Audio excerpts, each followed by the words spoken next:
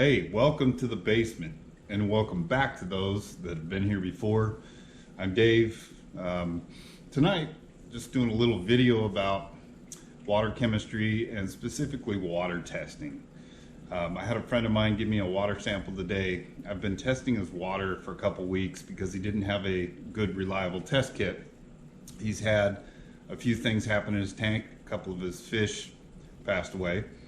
And so basically I explained to him, well, I really want to get in touch with where your water's at before I start assessing what's going on, because I know for the most part he has some pretty peaceful fish and they don't beat on each other.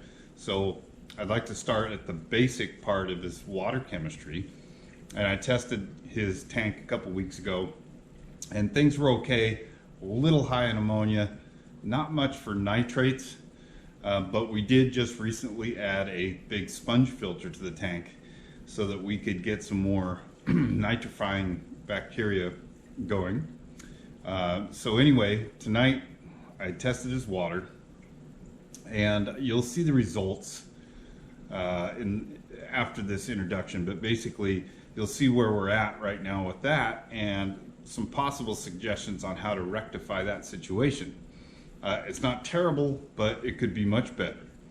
Now, first of all, I'd like to suggest that you guys get a test kit that's very reliable. There's numerous ones on the market. I'm not going to go in to say which one's better than which, but I prefer the API test kit. It's a full test kit. It doesn't have carbonate hardness and general hardness and certain things, but it's got your basic parameters for those that are like beginners or intermediate hobbyists. And I would recommend that you test frequently.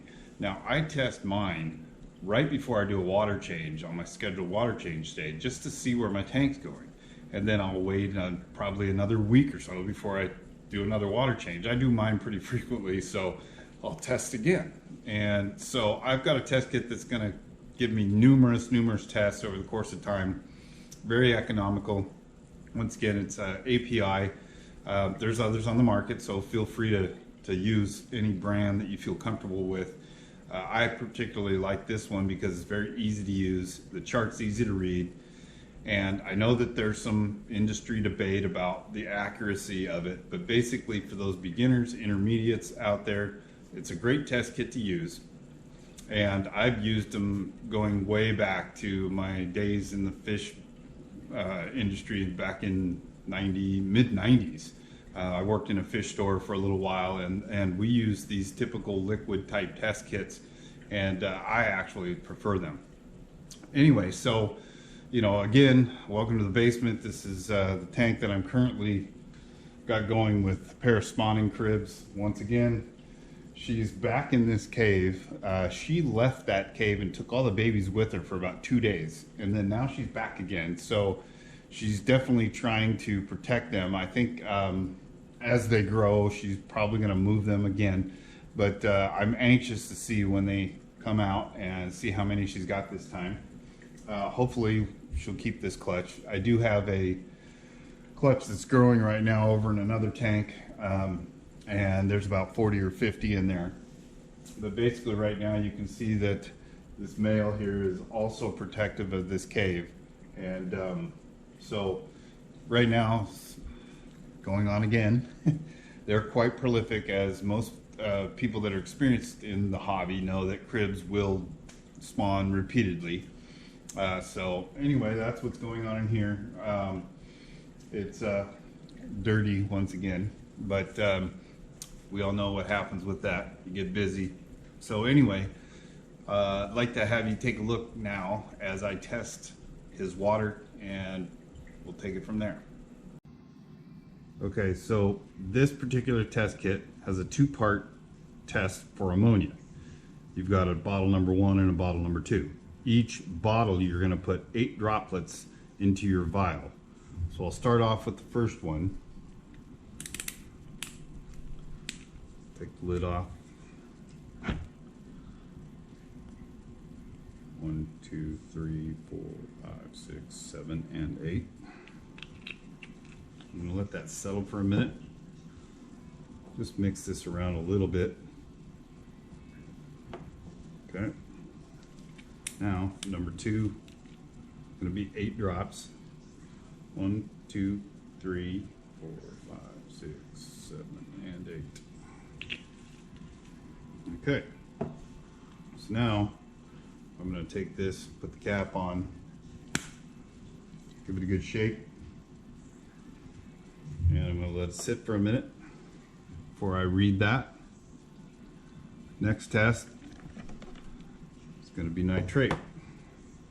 So there's a bottle number 1 and a bottle number 2. Each bottle is going to take 10 drops.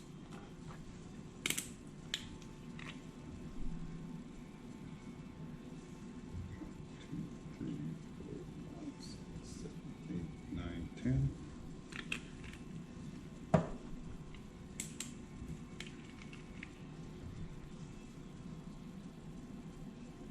Three, 4, 5, 6, 7, 8, 9, 10. Now it took me a little while with these test kits not to get too many drops or kind of get it on the side. You never know if you got the adequate amount, so you got to be real steady putting these drops in to get somewhat of an accurate measurement. So again, I'm going to cap this off, shake it,